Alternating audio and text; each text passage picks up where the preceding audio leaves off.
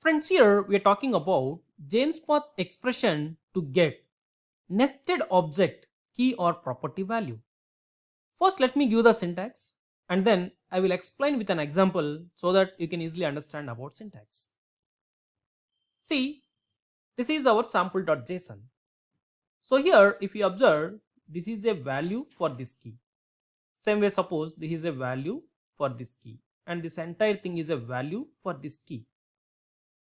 If you observe here, this value is an object for this key, but here for this key this is an array, and for these three keys directly we have values like string, number and boolean, but here we have an object.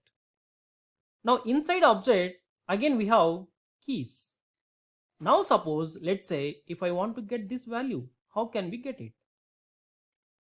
See, this value is associated with this key and this key is there inside this object.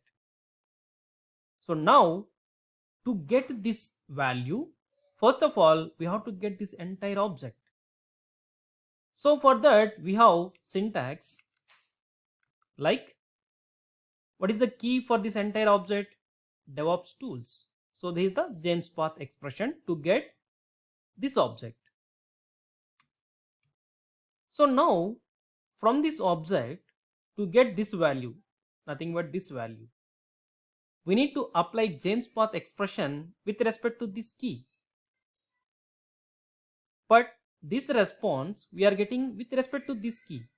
So on that result with the dot operation we have to supply this key. So simply DevOps tools dot container. That's it. Now suppose let me take AWS CLI command. Now for that we are getting JSON response.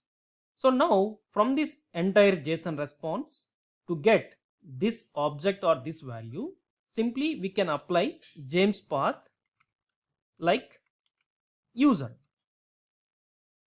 Now from this response I want to display, let's say, username. So first of all this response we are getting with the help of user JMESPath expression.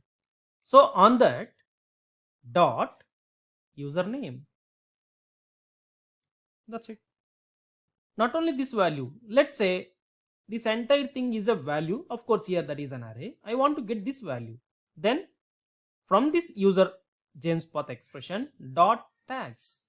So simply instead of username, simply take tags. That's it.